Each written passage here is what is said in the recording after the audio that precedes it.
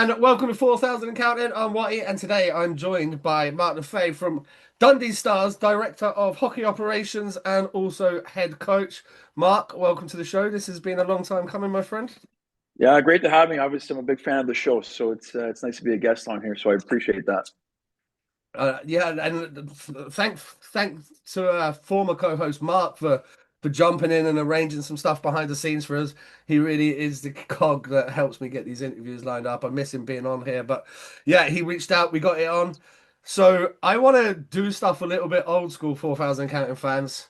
We're going to take it back to the start, and it's been a very long time since I've done an interview like that, and I'm actually looking forward to it because a lot of these new school kids know you as Mark the coach, Mark the fucking hockey GM guy. I know you as the Elite League player that came in the very first year of the Elite League's existence, and you played for a sick Sheffield Steelers team. You played with some awesome guys. How did you end up in this league that was non-existent this season prior? You take a chance and you head out to the UK.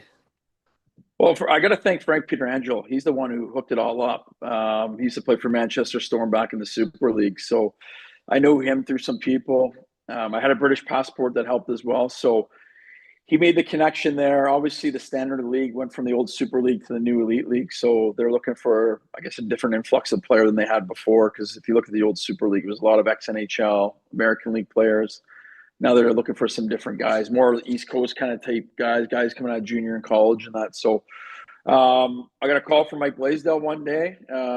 Talked to him a couple of times. I was 21 years old. I said, you know what, I'm going to give Europe a shot here, coming out of juniors. And I've never looked back. It was probably the best decision I ever made because here I am, 24 years later, whatever it is, 22 years later, and I'm still part of the Elite League. Yeah, I'm a little bit grayer than those days, but you just had you had a cage on back then in Basingstoke though. So yeah, man, running around for in a people face that, cage. right, for people that don't know, Basingstoke had a team in the Elite League the first year. So and London. So Yep. and Manchester were called the Phoenix back then. So there's a lot of differences from the original Elite League to now. That's for sure. I remember like London playing out of like Lee Valley. Oh, Well, what we played dark. them in the first game in Ali Pali, and there was no glass around the fucking boards. It was a mesh. So you get hit in that thing, and you're like slingshotting yourself back into the play. We're Which, getting for your a kid visor coming like over, clogged. oh, exactly. Well, we didn't. I didn't wear a visor till Christmas when they brought that rule in. Oh, they're like Because here I am. it's Yeah, like the like it over was 30. You have to be born after. What did you have to be born after like fucking 70, 80, whatever it was? Then they kind of capped it off. It was like the Nicky Chin and Steve Moria don't have to wear a visor. Everybody else does rule. Like. pretty much. Well, it was fun. I loved it. I'm like, got no fucking visor on. Here I am. I'm 21. I'm wheeling around. I think I'm a big shot. Next thing you know, I got to wear a visor. So, but to be fair, probably a good thing I wore a visor because it probably saved my life a few times with me running my mouth on the ice. So against some I was guys, about so to that I shouldn't say. have been running my.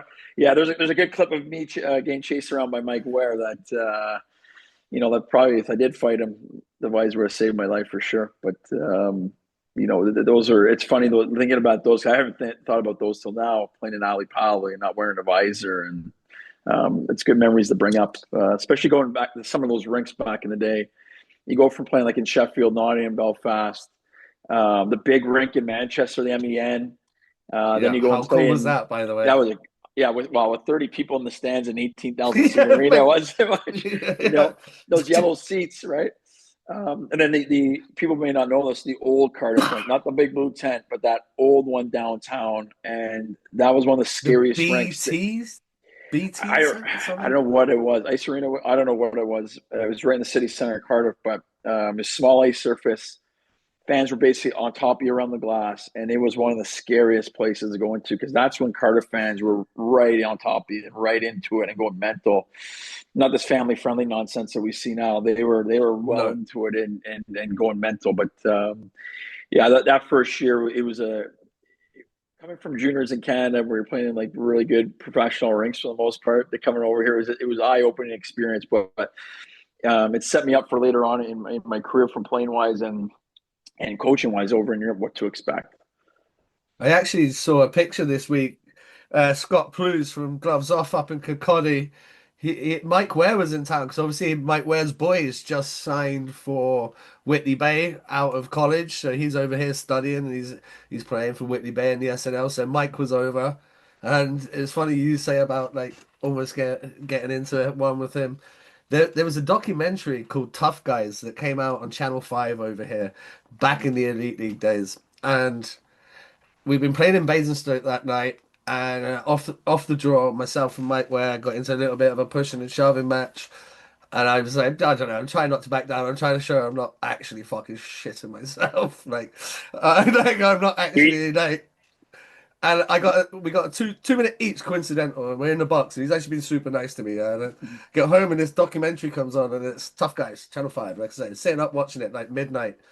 And the guy's like, was it Brandon Christensen? Remember that big mutant? yeah, yeah. It's like, yeah, I've never really been beaten up that bad, apart from this one time I fought a guy named Mike Ware, and he fractured my eye socket and broke my cheekbone. He was like, oof, thank fuck for That, that. that's probably why I didn't fight him. I'd be drinking through a straw in the hospital that night if I actually went on and fought him. But he was a scary and tough human being, that's for sure, and probably still is away from hockey. Oh yeah. Oh, his boy's a fucking mutant as well. And you see the side. Oh, it's just like Whitney Bay shared a photo of him. I was like, "Fuck me, it's a 24-year-old Mike Ware." And it's like if this kid's got half of his dad's nasty, because he was nasty. Hmm. Not only can he play, like you talk about guys being tough. Some guys are tough. They're not nasty. You can run them into the boards. They're not going to do anything. You ran Mike Ware. He's going to break a stick over you, and then he's going to pump your eyes shut. Like he's going to chase you around the rink. He's going to make you fight him. Like he had that nasty edge. Oh, exactly. And that's probably why he came out for me because I ran my mouth.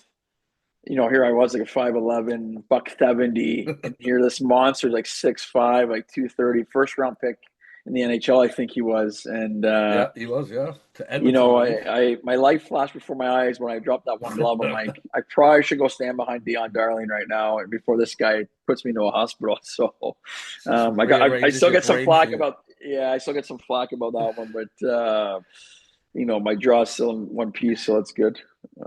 We talked off air just because obviously we're sitting shooting the shit before we came on, and I just said to you like, how good was Mark Duty? Because this is again my first year pro as well. I'm still a kid. I'm like 16, 17. Do TM every time. Obviously, Basingstoke, we're one of the smaller budget teams. So when we were coming up to Sheffield, we were expected to get fucking smoked. And you'd heard after a couple of games, like, oh, this Do TM guy at Sheffield, this guy. And then we got to play against him. I think he had fucking 4-2 the first time we played. I'm like, oh my God. How good was he that year? He was so good, but it's the way he took care of himself off the ice too. Like he was on the bike every day, like a real professional. Huge lower body, his legs were massive. Like he's always in the gym, work on his craft, on the ice, work on everything. And even before practice, after practice, before games, he was just tweaking things all the time, and it showed on the ice. I mean, he was him and Jason Ruff were probably the two best players in the league that year, Jason forward Ruff was wise, so good. and they were, but skill wise, I think Mark was, and he was one of the reasons we won. And to be fair, we didn't have when we beat Nottingham in the playoff final. Mark wasn't even dressed that game because he got a stick in the eye against Cardiff in the semifinal, so he couldn't play in the final. But that whole year, he was just dominant. Every time he was on the ice, he knew he had a chance. He was going to be in the offensive zone, that's for sure. So I think anytime he we had had guys 35 showing tucks up, that year. he was Yeah, something. 34 Yeah, tucks. yeah, yeah, Savage. yeah. Also, a player that kind of just low key squeaked his way to 68 points, 32 goals that year. Eric Anderson. And do you know what? He's not a duty M name that rings in my bell, but as soon as I looked at it, I was like, fuck, I remember that guy as well. He was nasty. One of the nicest human beings I've ever played with. Like just a gentleman, like this nicest guy, a good family man. We played with him for 2 years in Sheffield. And I was fortunate enough when I went back to the States, I played with him in Elmira for a year too. So and he was my neighbor next door. Um, and I was like young, partied every night, just wanted to live the lifestyle, did all that crazy stuff. And then here's this other guy, complete opposite of me, Yeah, but we polar got on opposite. so on because he just look at you and he just shake his head, but just with a big smile because not jealous is the wrong word, but I knew he's like, man, I wish I was your age again, kind of thing. Like Living it's like, vicariously. a little bit, but he was such a good human being, good family man, and super skilled as well. And he's a big reason we won that year as well. You touched on Dion Darling, and obviously you touched on you being a mouthy fucker. Like you had 139 pims that year. That put you second on the team behind Jared Adams, man. Like he was not a big dude, but that was a guy that wasn't scared of anybody. And then Dion Darling. So you three guys kind of leading the way there in the first year with the pims. What do you remember about having like Jared? Jared obviously went on to be a coach and very successful. And Dion, like I remember playing against him, and I was thinking, "Ooh, I'm gonna hit him, but I hope he doesn't kill me." Yeah, see the thing with their pims, they were fighting majors. Mine were just fucking tens thrown in my mouth the whole time. That's all it was. So they added up quick. Dion, maybe one of the toughest guys I've ever played with, and two, maybe the best captain I've ever played with or played Oh for. wow. And in all my years of hockey, and like he was a grumpy guy all the time, but What, even like everything, practice days and shit, just hated it. everything off the ice, in the casino, anywhere. He was a grumpy old man, and then but he knew what took the win. He knew how to be a leader. Even when we won the playoff final, he never lifted the trophy. If you go back and find the photo of it or the video of it, he brought everyone together, and we all lifted the trophy together, That's awesome. all in one. And that's something I've taken with me throughout my career. Yeah. If I get a chance to win a championship again, and tough as well, like I said. And then Jared, he played forward Endy for us that year, so he was very versatile, and tough again, tough as but he practiced tough too. Like you go in a corner with him in practice, you knew you're going to either get an elbow in the head or you're going to fucking Yeah, just one bury. of Yeah, those guys. you had to be ready because he did not care. He was took no prisoners, that's for sure. Whether it was in a game or in practice, the only time I actually seen him get kind of beat up was when we played Coventry the second year I was in Sheffield and we played together. It was against Wade Belak. It was the only time I Yeah, think I've seen Jared get that'll beat do up. it.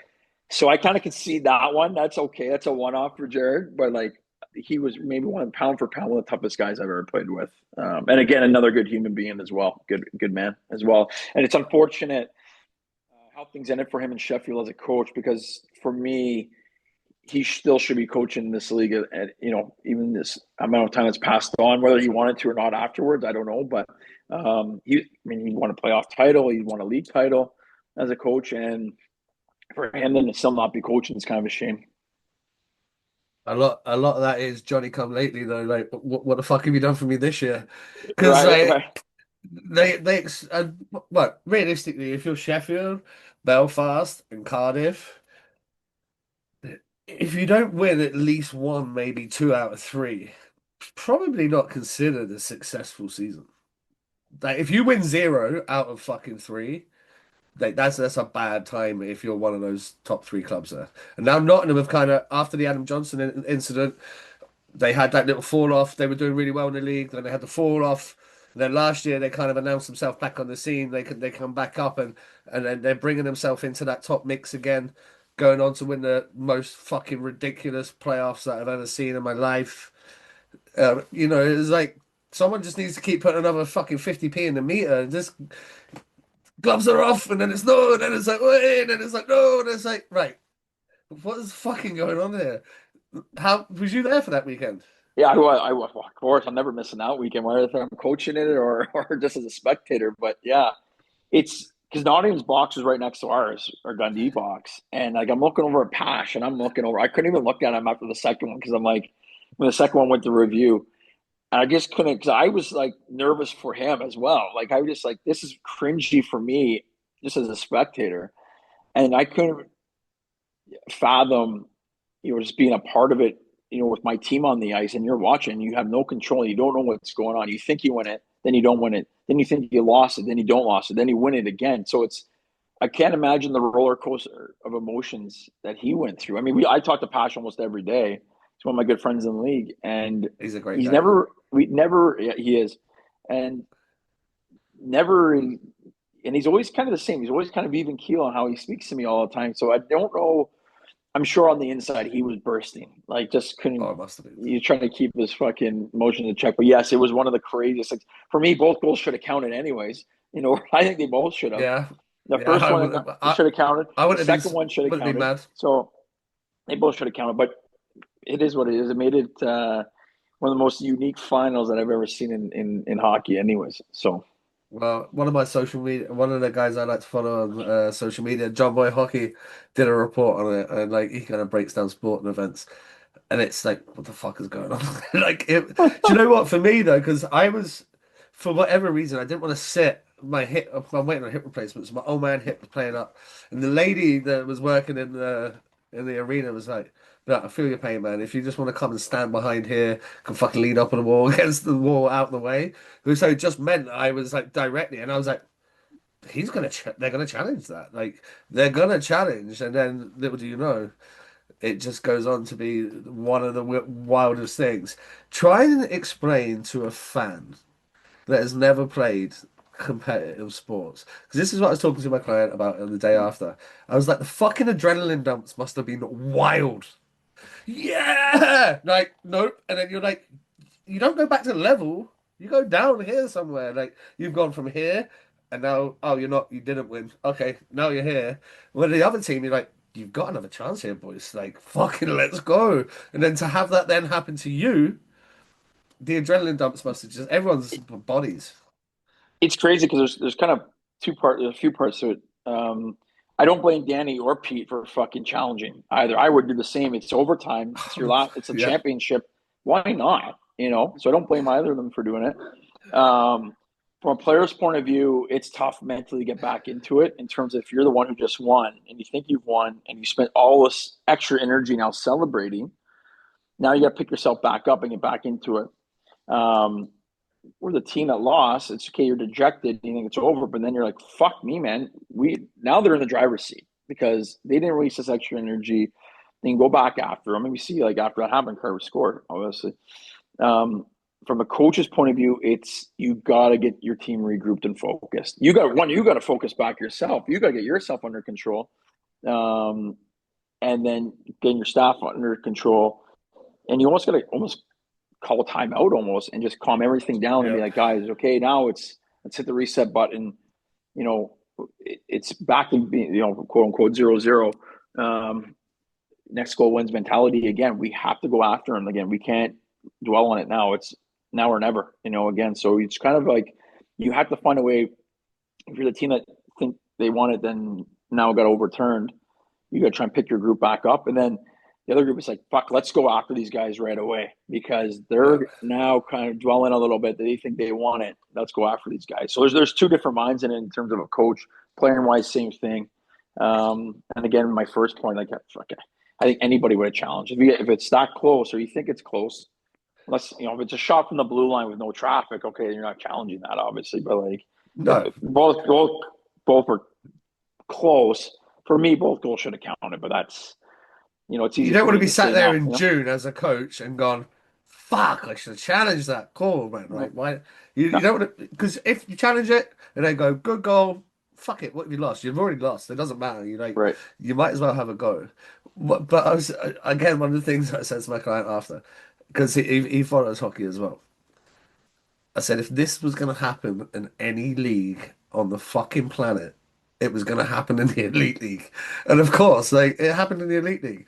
Never been seen, heard of prior, might never ever be seen or heard of again. Like for both teams to think they've won it, and then to go on and then one team put away, just the wildest thing to be there in person for. And yeah, like I say, I've never seen anything like it, and I don't know if we'll ever see anything like it again.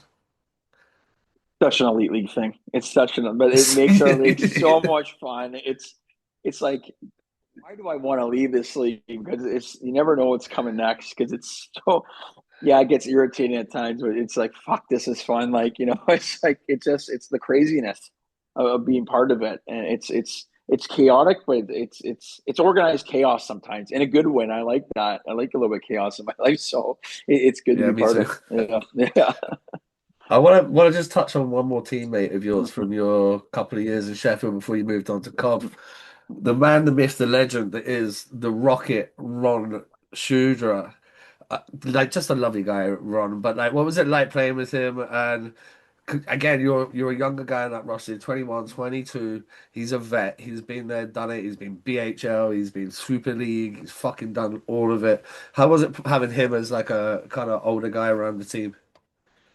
Well, when you look at guys' CVs when you sign with a team and you're looking who you're playing with and who your teammates are, you get to know them a little bit that way, so you at least have an idea. And the guy's got NHL on his resume. You have to Yeah, respect that right away. I don't care how old the guy was at the time. You have to respect it. And hockey IQ was second to none. Super smart. And there's times you're like, fuck, man, if Ron gets hit, he's going to be getting really hurt here because he's super thin, yeah. um, lanky, but he was just so smart. He knew how to get himself into trouble. He knew how to make a great first pass. Had a fucking bullet from the top, hence the Oh, nickname Rocket Ron. yeah.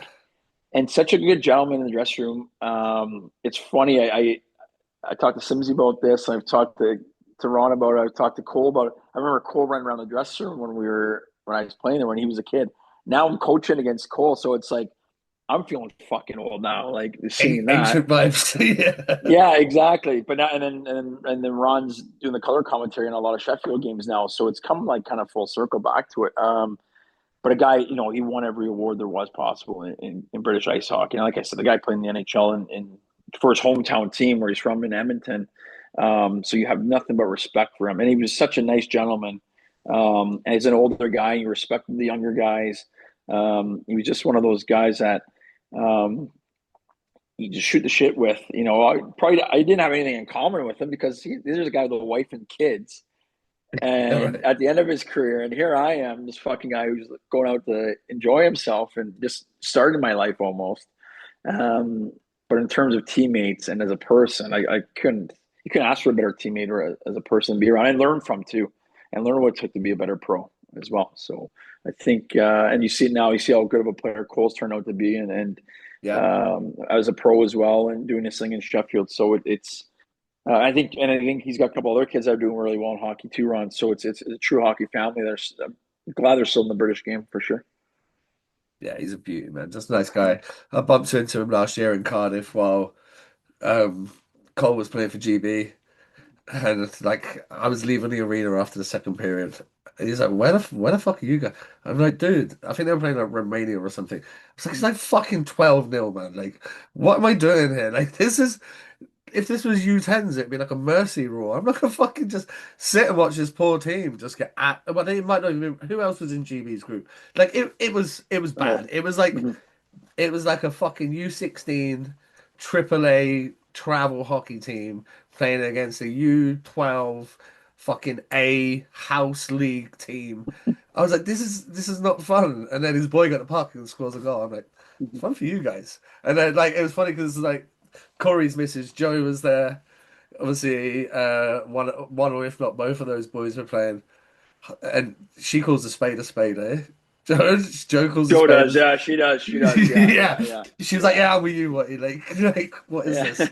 But it's great though, like you say, to see the guys like that have come. And this is a lot of the situation where people used to bitch imports out. You come, you get your fucking hand out, you go home. Guys like yourself, guys like Rocket, guys like Corey, you've given back, you've stayed, you've grown the game. You've grown the Elite League. You've fucking birthed humans that are now like doing the same. Like that's a massive thing, and that was the argument. Like when I was growing up about imports, some guys would come and they'd be here for 4 months. You never fucking see these guys ever again. But you'd have other guys that would come and like go down the leagues, like Schmittel. He's come.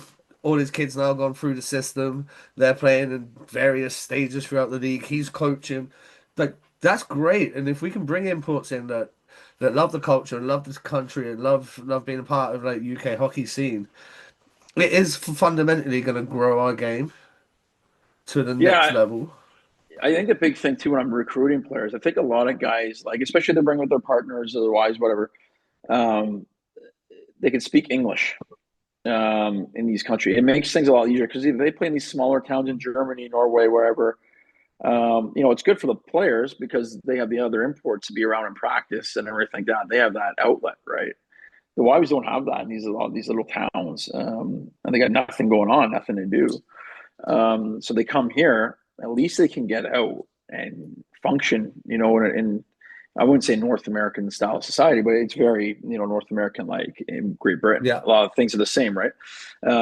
So it's easy to recruit that way, and people want to stay. Look at our situation here. We know Pash signed Dryden Dow in 2018.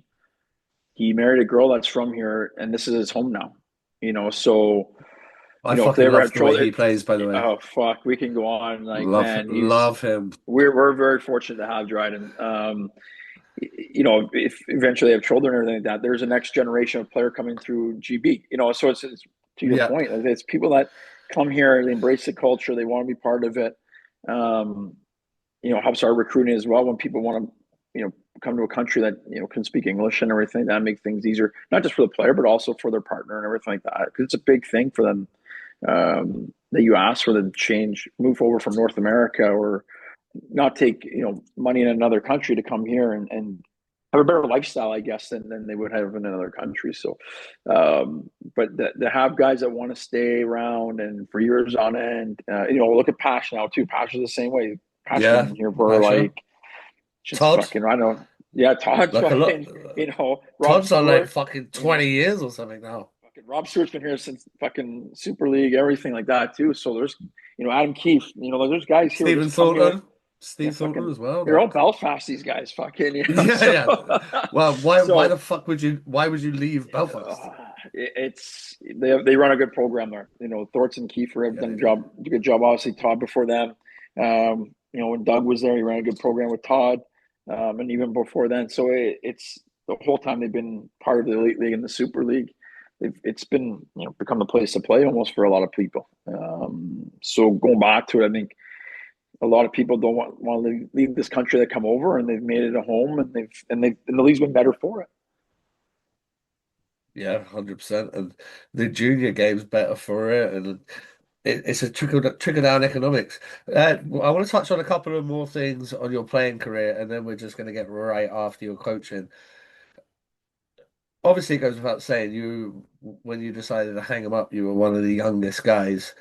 But the thing that interested me, and do you know what? Maybe years ago I would have known this, but just it falls out the brain, and you start looking back. You obviously did your stint with Coventry and then went back for a season in the States. But then you come back out, you go play in the Magnus League with Epinal, and c- come back and go to the States again, SPHL, back to Edinburgh for the Elite League, but then go out to Netherlands. So, well, how was your experience playing in France and then in the Netherlands? France was different. That was back then when they only played 26 league games. That's So you play wild. like couldn't believe we get there in August. You don't play for 6 weeks, like league games for 6 weeks. You play like 10 preseason games, and then next thing you know, you're playing fucking like one game a week every Saturday. And then when there's international breaks, you play like 3 games in 1 month. I remember in November we had 3 games that month, and we just practiced all the time. It was fucking mental. It's like I had to go back to North America. I didn't care what league or whatever it was. I It's just had just to play. anywhere. I had to play some fucking games, man. Like I want to play hockey. Yeah. Great cultural experience being in France, and everything like that. But it's just like I gotta play. Um, so that was different. Playing in Netherlands was totally different too. That was cool. Like so I played in a new team called Zoetermeer. We were basically run by the mafia. I'll put it that way. We were run by the mob. Oh, It was awesome. it was it was a fucking. I can go on for hours about the stories for Oh, the let's hear three. it. Well, we only lasted for 3 months. They just decided one day to fold the team halfway through the Oh, season. That's really? why I ended up on. That's why I played in Galeen that second half of that year because these guys just said fuck it, I don't want to do it anymore, and then that was it. So No one was chasing them up for the money. No, that was outstanding. Oh, I you owe said, me I'll, 2 weeks' wages, bud. Fuck. they Okay. Yeah, you crack on. they owe me a little bit of money, and I'm like, you know what? I think I'm just gonna be Keep okay. it. I think you can Yeah. have that because everything was in cash, anyways. Like everything was in Oh, really? cash. Yeah. Brown envelopes. Um, I've never seen, yeah, pretty much. No, what happened? This is funny. We every Friday we'd have breakfast at this like warehouse, this fucking place, and they're making this breakfast. I'm like, man, I feel like I'm in the NHL here. Fucking, we got a chef, we got everything going on. I'm like, this is amazing. And then like these two guys would show up with two big duffel bags full of cash. And then you go into a back room with the owners, and there they are counting your money for like the next 2 weeks' wages or whatever, like that, counting it. That's wild. And I'm like, and you don't think anything of it at the time. You're like, yeah, whatever, this is great, thanks. I better have the cash. I don't need to open up a bank account here. It's fucking perfect, it's for tax reasons and all that kind of stuff, Yeah. So there was that. They were taking us all out, like all the imports wives were going out to these fucking gourmet, like 5-star, like fucking restaurants, like unbelievable, Really? like steaks, seafood, Oh like yeah, let's go. fucking as many oysters that we wanted, fucking the most expensive like wine in that restaurant. And it's just like, oh my God, like what's going on here? It's just the imports. The Dutch players were not invited. It was just the imports. So Yeah. we're like the best steaks, everything, whatever we wanted. So this lasted for like 3 months. And then things started going weird when the guys weren't showing up with the cash anymore. They fired the coach because they wouldn't play. The owner's sons were on the team too, just to let you know, it's a little Of course they backstory. were.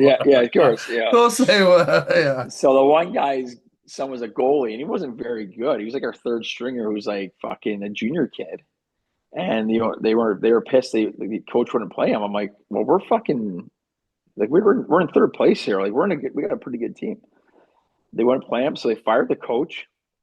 And then we had a team meeting. We told the owners, like, come on, like, this is bullshit, like, kind of thing. So they had another coach lined up to come that night for the game. And then the imports went and talked to the owners, and they said, all right, he's hired again. So the guy went from getting fired to fucking getting Rehired. rehired within 30 minutes. We go to the game. We play the fucking owner's kid in net. We lose. The guy still gets fired the next morning. So You got fired twice in 2 days. yeah, twice in 2 days. And then, the next week, How old are you at this point? Like, you must I be think I'm what, 27, 28? 28. So it's 2010. So it's 28.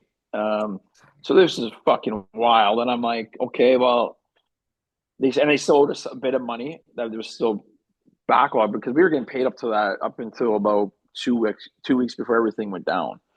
And then like we had Waddy, like we had brand new fucking Bowers, like customs sticks, like brand new everything, like brand new equipment, like I've never seen before, like brand new. Um, because minor pro in Europe, you're not at the top of the fucking heap. It's not like the No, of NHL course guys not. are getting first cracks and anything, but we're getting like the NHL fucking stuff. So it's like unbelievable. I mean, this is the best place ever. The cars were all branded with our faces on it. We had the best Oh, housing. no Like way. it was crazy. And then I know we got called in. Um, I was the assistant captain. Our captain and the captain and I went into a meeting with the two owners. And like, yeah, that's it. We're pulling the plug. We're done. We're like, All right. well, why don't we fucking coach the team? If you want to fire a coach, you want to save money or whatever. Fucking so that was it. So I ended up getting picked up. Getting Gilleen picked me up anyway. So the rest of the year, which was a great experience. But then I found out like later on the owners they all got fucking done for like tax evasion and like Yeah, of course they do. they had and then another one had like a mortgage fraud scheme going on or something like that. So they all Oh, got done. shit. So it was quite the experience. It was fun. Like trust me, it was like three of the funnest months of my life, hockey wise. And It's then giving me Danbury Trashers vibes from like my boy AJ. Like obviously you listen to the show a little bit. I've had AJ yeah, on it a couple of times. yeah. Just imagine your fucking dad just being like, by the way, you're 17, here's your own fucking team. You're like, what the? He just signed every mutant known to, and hockey was tough back then. Like he just Yes, signed yes. every mutant known Yeah, to man. yeah, Like imagine being a season ticket holder. Like I like that style of the game. yeah, yeah. And like we're bringing in Morasti as the seventh tough guy on the team. We're like, okay, let's go. Well, they signed Mike Rupp, who had just scored the Stanley Cup game winner as well, like the year before, because it was like the lockout was going on, and I'm like, this guy, fuck, where's this money coming from to pay for this guy? You know what I mean? But then down the line, you figure out the backstory on everything like that. So this was almost similar to that, just the way everything was run. It was, I looking back, like I had a blast, but it was just so fucked up. I don't think I've ever seen anything like that in hockey again. Like, and I hope I never do. But it was, when you're young, you're 28, you're single, you're just having a good time, and you're just like, fuck, these guys are gonna pay me this cash. I'm getting like gourmet meals every night. I'm getting fed every day, like breakfast at this fucking rink every day, or in this warehouse, this random warehouse, like we're going to. Like, it's like, yeah. So it was fun. It was fun. Yeah. So the following season, this kind of gets into the start of your coaching journey. Mhm. Um, if the way the elite prospects kind of looks like it rolls out, you play 6 games as a player in the SP, but then head over to take on the GM slash head coach role with the Thousand Island Privateers. Sounds like a fucking strip club. Um, There was one actually, so yeah. yeah, there you go. Um, um, how well, talk us through it because you are like you're 29 now, 28, 29 still. And I remember when it came out because obviously it filtered down to the UK news that you were going into this. I was like, fuck, he's still got like another 8, 9 years in him if he wants. Well, how come you decided to go down the coaching route? I always wanted to coach. That was always the plan. At some point, I didn't realize at 29, but I think after the year I just had that whole experience in the Netherlands, how Yeah, crazy it was. It was like, do I want to play again? Do I want to put my body through it again? And then a buddy of mine called me. He's like, "Hey, I played on this team.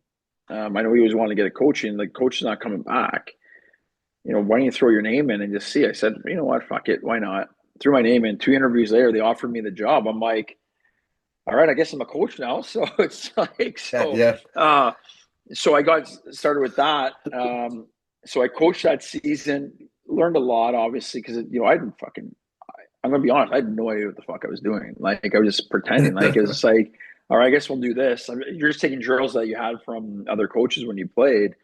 I signed like 5 guys that I had played with previously, so I had like a little bit of like a nest around me, like of guys I knew, and um, they were closer to my age and everything like that. And so yeah, finished the year out there. But then like it's weird how the schedule went. Like we lost in the playoffs, but the SP was still going on. And Oh, it's the someone other called way. me. Yeah, it was the other way around. Yeah, so the SP, the guy I knew was like, "Hey, we need another vet because they have a veteran rule of like you can only have 3 guys or X amount of games. Like we need a vet for like a playoff run in. Do you want to come play?" I'm like, "I haven't fucking played in a Fuck year. yeah, I've been let's coaching." go. I'm like, "All right, fuck it." But you know what? The best thing happened was I was recruiting players at the same time Just for the stealing all the next guys. year. Yeah. Exactly. That's so I used that as a networking for that following season because I took over an expansion team in Dayton the following season. And I did probably 5 guys from that Louisiana team when I was down there with me to play for me in Dayton. So, and we lost in the finals that year. So it was kind of, I look back, I'm like, I didn't really should have played those 6 games, but I'm like, looking back, it was a good month in Louisiana I'd never been to before. And I use it as a recruiting tool for my next team for players. So it had its benefits for sure. Come back and play for a little bit. As soon as you started doing the coaching, did you know that, yeah, the fuck, this is what I want to do? Oh, 100%. Like that's what I want. I love the recruiting part of it. So me calling guys and in North America you get to make trades. So it's like fantasy hockey, like in real Oh, yeah, life, awesome. So Yeah. like, it was awesome.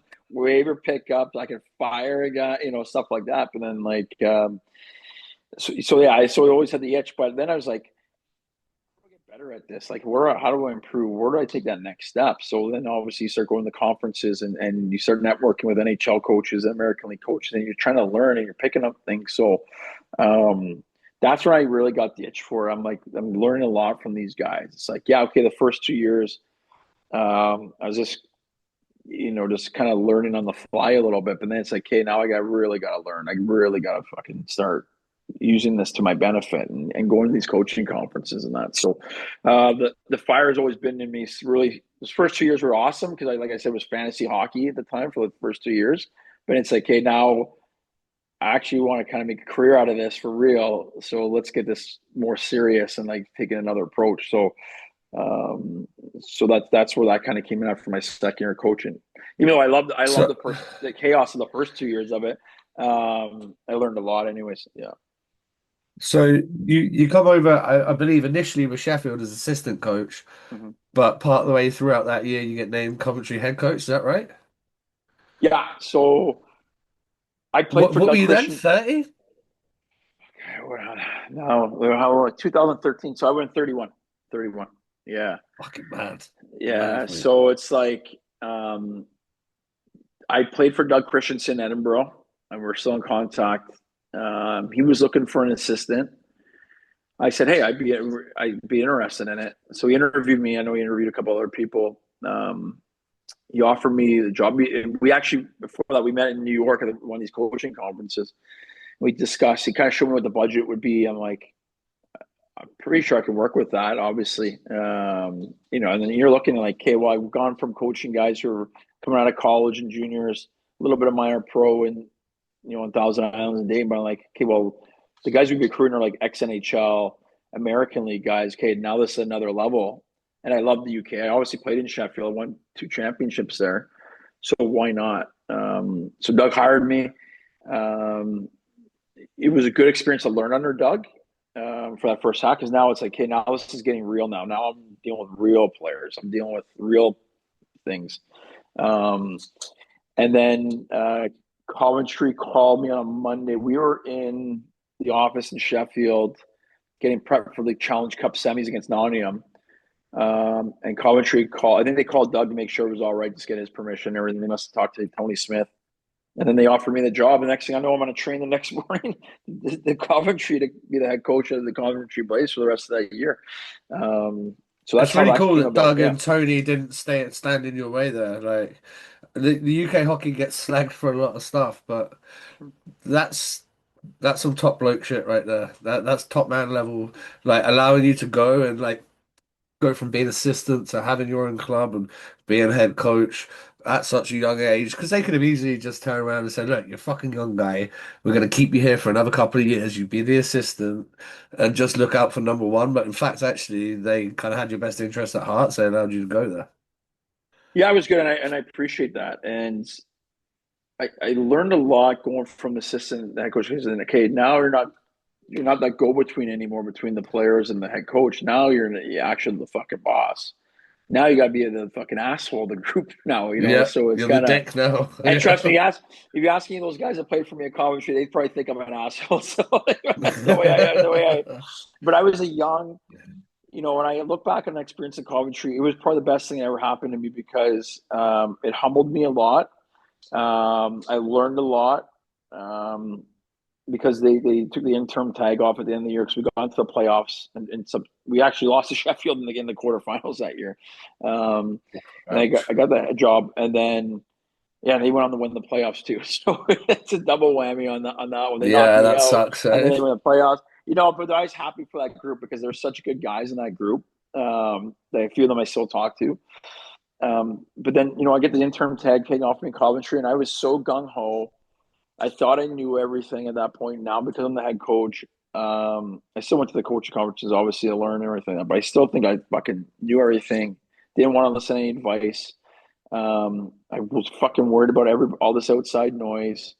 Um, I went way off of probably what I should have done in terms of, okay, I worked under Doug for whatever X amount of months. I saw how, you know, things had heated that I didn't like in terms of where there's video, whatever, is like, okay, I'm going to put my own thing on it.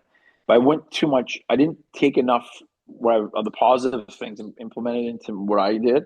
I just went my own fucking thing, and then I got burnt for it. Obviously, I got fired that Yeah, job, you got fired in your and second season, right? yeah, and to be honest, it was probably the most humbling. It was probably the best fucking experience for me to get fired. Um, because you think like you're invincible. You're fucking 32 years old. You think you're Yeah, right. invincible. You know what I mean? Like it's like you think you fucking know better than everybody else. You don't want to listen to anybody. You want to take any advice. And it was honestly the best. Like I said, the best thing ever. And I always got right into it again. I went to Hungary and got a job there right away, and that was a good experience for me as well, because I went from being a head coach back to an assistant. I went from being in a country Knock where I you don't down a come peg, from. eh? 100%, 100%. I went from being the boss, country that I love working in and playing in and coaching in, to now I'm in the fucking middle of Hungary. Um, fucking can't speak English. I have a translator there where they still think they're in World War II where I fucking was in Dunabaros. I'm going through a Oh, military really? Yeah. checkpoint every day. Isolated my dog. Couldn't speak to fucking anybody. I have to have like Google Translate to read a menu. The only thing I can get a regular coffee was in McDonald's, and I had to ask for like go like this, fucking big coffee, because they had those little black Espressos, perfect yeah. ones. Yeah, yeah. And then there's and everything there was a fucking Tesco. But there was like at least a translator on the fucking on the self checkout. Yeah. Like, and they understand what the hell I was buying. Um, and like I would go to Budapest like 3 days a week, just have some fucking normalcy and talk to people and go to Starbucks and like. But it Like, was by the way, those. like, how cool of a city is Budapest? I think it's one of the best cities in the world I've ever been to, and I've Without a been doubt. all over the place. Without It's a in my doubt. top five. I loved it. 100%. It's that got me So back into cheap some there. normalcy. Like I remember, so a night out for me where I wasn't doing a bar trip about an hour from Budapest. It was probably £8, including tip, to go out. That's mad. It was like I get like 10 Stellas fucking for you know what I mean Just get for right eight after it. quid. Oh my god. Because I needed it. That was kind of like a coping mechanism. Like, fuck me, man. I just lost this unbelievable job. Now I'm in the middle of Yeah. nowhere and hungry because in my mind I have to get back on that horse because I don't my resume is not very good. There's like a little bit of a resume. I need to get going on that horse again, keep coaching. And then I go to Budapest and okay, then it was 15 quid for a night out, instead of the eight, So Still cheap. oh my god, like yeah, so but yes, Budapest is unbelievable in the city. So yeah, so like that experience, being isolated, being in a country I can't speak the language. I need a translator to talk to fucking players. The coach was luckily was Canadian, so he and I can have dialogue. Everything was fine. Um, you don't know if the translator is actually telling the players exactly what Yeah, you're yeah, fucking the telling right them. thing. You know Yeah. what I mean? So, um, So why are you they doing know, a 1-4? I said fucking two one oh, I two. know. Everybody's just Yeah, hanging out at the red line. Like, okay, yeah, great, thanks. yeah. So that was good. And they were amazing people there. They treated me well. They were amazing people, but it was a very humbling and very awakening experience for me. Like, kind of a lot of self reflection of like, hey man, if you're going to be fucking serious about this, you gotta kind of reinvent yourself. Um, and obviously, I've kind of never looked back really after that experience. But it was probably the best thing that ever happened to me getting fired at Coventry and having to Do you go to think a you got fucking. fired? Sorry, do you think you got fired because you had your fucking head up your ass and you weren't willing to be like, actually, maybe if I listen to what this guy said, because you said before, like it was like you just everything's going and you got it and it's your way and I know fucking everything and then it's like shit. Now I'm looking for a job, and then you talk about reinventing yourself. So when you look at reinventing yourself, a kind of a double part question. Did you then take that into Dundee, and were you surprised to get a head coach's job so quickly after being released? Because realistically, what going to back half of the season in Hungary, and then your next job, you're head coach in the Elite League once again. Yeah, it's the self reflection, but I self reflect after every season, right? Of what you can get better at, where you can go, because the game's always evolving, so you got to stay with the game, right? So, um, but in that particular time, is like I remember like after that season, I came home. And you have no job, right? And you're just like, fuck, like, what am I going to do? Kind of thing. So you're applying for jobs, whatever, thing at your name. I went to Mexico. Um, I'm at these fucking parties, like Maxim parties and shit like that. Like, it was fun. But then, like, I'm in the airport coming back from Mexico. I get an email from Steve Ward, the owner and one of the owners in Dundee, saying, "Hey, Mark, we'd like to talk to you about our job, the opening position for next season." I'm in the fucking bathroom in the airport. I remember this in Cancun, and I'm looking in the fucking mirror. I'm like, "You got an opportunity here now. Don't fuck this one up." It's kind of like I fucking got like a little full hawk going and shit. I'm like, Oh "What the yeah, fuck are you?" yeah, Yeah, I'm yeah. like, "What are you doing, man?" And like, so I got home to Ottawa. I still live in Ottawa then, and like, I got myself together. I interviewed for the job, did a couple of interviews with the wards, and then he offered me the job. I was like, fuck. I'm like, okay, man, you're getting a second opportunity now. Don't blow this. So I took everything that I learned over that self reflection, took all the notes that I took down from all these conferences. We're obviously going to the conferences again, took a lot of things out of them. And okay, what didn't work in Coventry that could be better? Okay. Yeah. Um, what can you do to Dundee?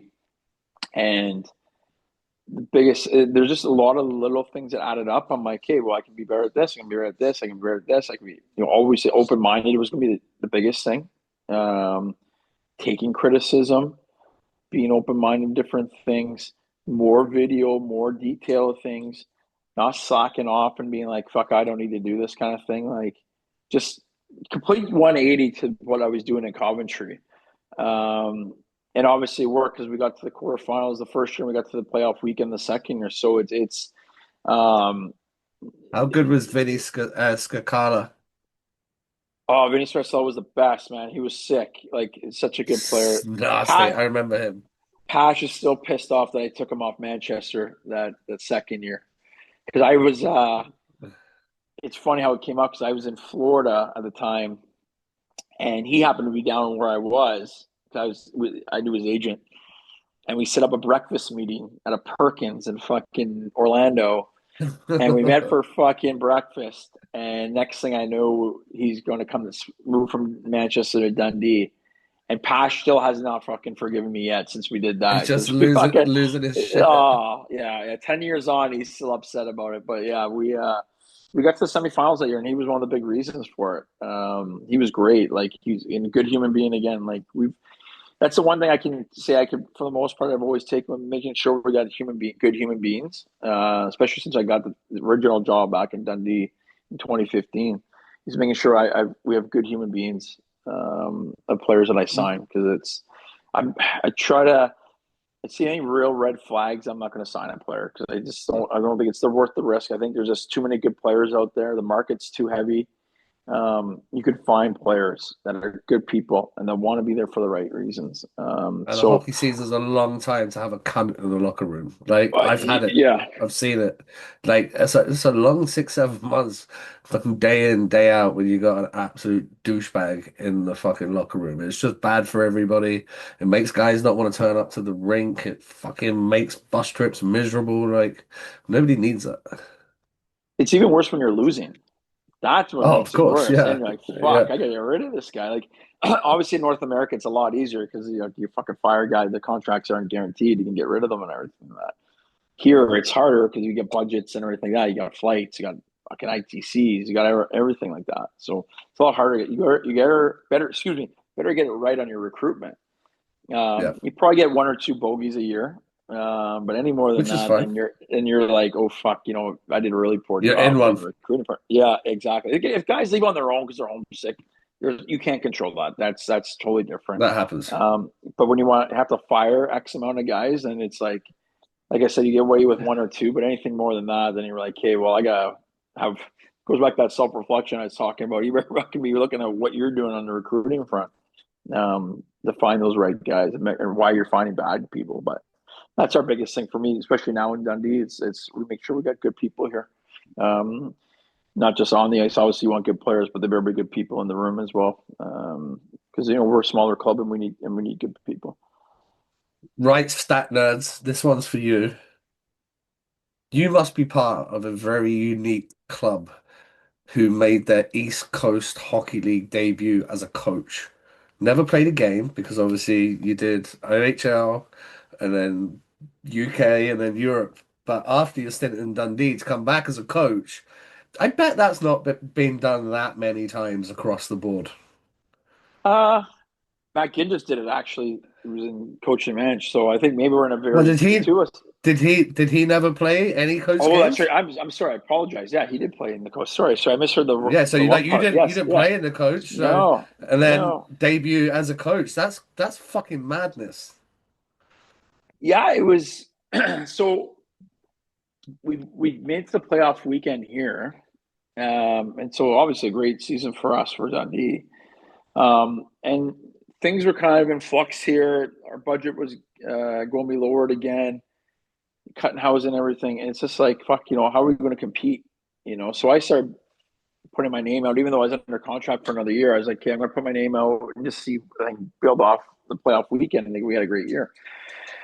And then I'd interviewed for a junior job back home, tier two, and they offered me the job. And I looked at it, I'm like, fuck, you know what? Do I really want to coach 16 to 20-year-olds where I'm coming from the pro game? Do I really want to go back and coach juniors? And then, so I turned that down. I interviewed with Matt McDonald, who's the head coach in Cincinnati at the time. I knew him a little bit from before, from the coaching conferences and everything. So networking and that's important there. And and then we met in Chicago at the draft where our coaching conference was that year. We spent 8 hours together having beers, talking, just shooting the shit on hockey, our philosophies, like just 8 hours of hockey. And then I got probably 2 days later, I got back to Ottawa and he called me, offered me the job. And I said, you know what, fuck it. You know what, we got an affiliation with Buffalo and Rochester. I'm gonna go for it. I'm gonna do it. Obviously, it's tough in North America because they don't do a lot of their hiring until late June into July. So a lot of the European teams have already got their coaches lined up. Yeah, So I did feel bad leaving Dundee in a lurch a little bit.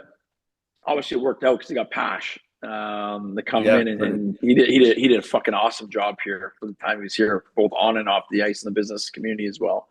Um, it was a good experience, but I want to experience. So I'm like, yeah, I got to give North America a shot here. I've been over here, in Europe for a few years now. Let me go back to North America and give it a shot there. And I learned a lot, made a lot of good networks. Like we got to go to like NHL rookie camp, NHL, the main camp, the American League main camp, and you're just talking. You're dealing with NHL GMs and NHL assistant GMs all the time. It's just like this is cool. Just Um, learning all the time, eh? learning, fucking salary cap management, doing logistics of a guy getting called up to the American League, guy getting sent down. Um, the development coaches coming down and working with you and your group. That's Buffalo sent down at the time. It was awesome. It was a great experience that year.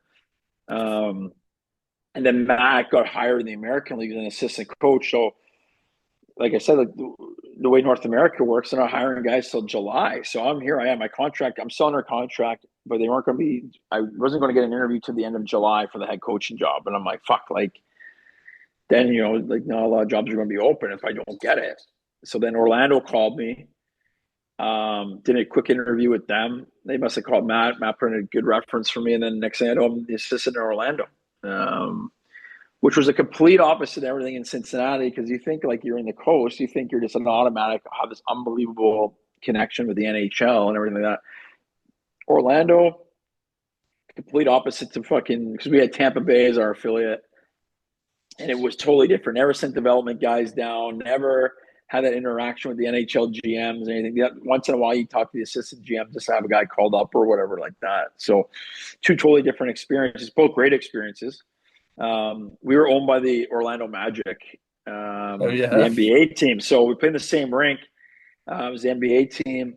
We get to fly to games. We got to use the free Ubers. We got fucking everything the NBA Oh, just guys were looked getting here, after. which was cool. It was cool, but on the hockey side of it, like obviously because the coast is such a developmental league, you want that connection with the NHL. But we never had that. Like we didn't feel like. Whereas in Cincinnati, we felt connected with Buffalo and Rochester, whereas in Orlando, we didn't really feel connected with Tampa and Syracuse, who was the American League affiliate. So it was two completely different experiences. Um, but again, I learned so much from working with those two head coaches. I mean, Drake played 700 games in the NHL, Yeah, not so bad. fucking you learn a lot. Yeah, he's okay. He's an okay player. So you learn a lot from him just from those experiences, and you talk to him about it, and you're in those finer details in terms of how when he did things when he was a player and that. So you learned a lot in that way. And Matt, I still talk. Matt actually just got the job in Orlando this summer, so I still talk to him. He's calling me about players coming back from Europe and that in the summer. So we still have a good relationship that way. Yeah, that's great. You still have that. Right. Last one before we get into the kind of current stuff. Paul Thompson's club, old club, Odense Bulldogs out there in Denmark. You end up going over to Denmark to take your coaching talents over to that neck of the woods.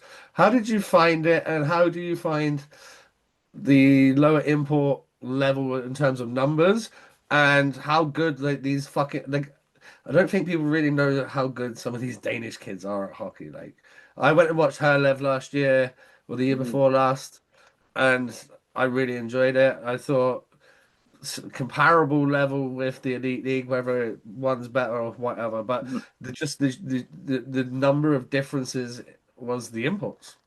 Like there's so many Danish kids that could play. Yeah, I'll tell you one thing: the Danish kids can skate. They can Yeah. fucking skate, man. Like they're it's like because I think that's what they learn right away when they're getting into hockey. Before that's the main focus. It's not about stick handling, whatever. It's you got to learn how to fucking skate. So they implement that right away. The problem when I took over Woodens, it was a time period, and it happened to start 2 years prior to that. The team was basically bankrupt, so we weren't even allowed to play with fucking. You're allowed 8 imports. We were only allowed to play with 6. The Oh wow. federation would not allow it because you can only spend what you spend, right? You have to present to the federation what your budget is, and you can't. They have to okay everything. So we were playing with 6 imports. A lot of the guys at GM recruited because I didn't do any of the recruiting. I was just a coach because they have a GM there. Um, we were picking up a lot of the scraps from other teams in terms of Danish kids. There wasn't a lot of things coming through the development side in Odense. Even though they have a good fucking youth program there, it was going to take some time to build it back up. So 2 years prior I was there, and 2 years I was there, we're fucking bankrupt. Like, yeah, everything was fine. Equipment wise, we were able to get all that kind of stuff. It was just like we just couldn't afford the better imports. So we couldn't compete. Basically, we did our best. Obviously, again, another great learning experience. I was there during COVID too, so that Oh, had its just own locked down. challenges as well. It was you're locked down, but you're not locked down. Right. It's like, okay, the bar shut at 9 o'clock. That's really a lockdown. Just fucking It's get in for a happy hour. right. So I take a fucking like dog for a walk at night, and there's like house parties going on around where I am, and I'm like, how the fuck do I get invited to one of these? So it's like, so that was good. It was a good experience, learning experience, because you're learning a lot, you're losing a lot, but you also got these young kids that you want to develop and try and get better. And then obviously when I left, um, new owners came in, ton of money. I think they own part of, I think Blackpool or something like that. They own one of the British football clubs, anyways. I think one of the English teams. So there's a lot of money backing. They got the team out of debt, out of bankruptcy, and you've seen what they've done. Obviously, Tomo did an amazing job there the last 4 years. Obviously, culminated with a championship last year. So, we the coach before me, Swedish guy, he started there, and I kind of took over, kind of build it up a little bit more. But then when the team finally got their feet back financially, Tom was able to take it to another fucking stratosphere, and like I said, got them into the Champions League this year. Obviously, Yeah. he's back in Cardiff, but like they won a championship. That's a tough league to win a championship in, even though there's only 9 teams. It's Herning, it's Aalborg, it's those teams that are Rungstad. Those teams are winning every year. Sunderjyski once in a while. I think that was the first time last year Odense had ever won the fucking championship. So it's nice to see because they actually treated me really well there. Good people. Good town. Is a sneaky good town, man. There's a couple good Oh, bars. It's really? funny. Yeah. It's funny. Tom and I were texting today about something hockey related, and then we started kind of reminiscing about a couple bars, and then we're in Odense. I'm like, I know that place. I know that place. So it's a sneaky good town. If you ever go to visit, let me know. There's a square there where there's a few good sneaky Oh yeah. spots that are I'll be really hitting good. you up for sure. Yeah. Last one before we go to Dundee. So, well, Dundee for the second time round. You talk about a sneaky good spot. Chamonix. You fucking landed on your feet there, my boy. Jesus, what a spot Chamonix is. How was it being? I bet the lesser schedule when you were a coach was a little bit more luxurious as opposed to being a player. Like 26 games as a player is fucking nightmare. But like I think they upped the games a little bit in the Magnus. You guys must have did you get some skiing in like in the time off, and what did you guys get up to? Well, it's 44 games now, which is great. So you're playing 2 games a league. It's better. So yeah, you're there I mean, Sham in August until like the UTMB, the big fucking running thing they have that goes on. It's pretty dead. That's a wild weekend there. But then it's kind of dead again from like September till end of October. Then people start coming from November on, and it's mental. All the Brits there, the Australians, the Scandinavians. There was a little bit of skiing going on. Oh, I had to I had to tell players, hey guys, like you guys got don't to break tone the down the bank. skiing. You got to Yeah. tone down the skiing. Like I'd be at lunch. I'd be coming out of lunch. I got 3 guys with their ski fucking the skis over their shoulders and their poles in the other hand. I'm Just like, coming Jesus back from Christ. Apre, like Exactly, exactly. Skier. I did ski. I'm a terrible skier, so but if I can, I like to take part in that press skis are very good without the skiing part of it. So it was Yeah. Sham, if anybody's ever been, it's excellent, but it's close to everything. So like, if we had some time off, I'd go to Geneva, which is only an hour away. Yeah. Went to Milan, which is a couple hours away. You can get to Nice and Monaco in 5 hours if you really want to do the drive through Italy. That drive through Italy, I did it once. That drive through Italy is unbelievable. It's so Beautiful, eh? nice. So you see a lot of fucking cool things. But Sham itself, I loved it. I loved every second of it for the most part. Um, our the problem there was our gym is very hands on. Yeah. Um, again, I didn't like if I can think of it. So I'm North American head coach. We got an assistant coach in North America, Scott Jacklin, that played in Glasgow a little bit a few years ago. He was Yeah, my yeah, I remember assistant. him. But then we had one North American each year that was there, and it was all like fucking Scandinavians, Czechs, Russians. Or the GM believed that it should have been it's an international team because Sham's an international like town. I'm like, Right.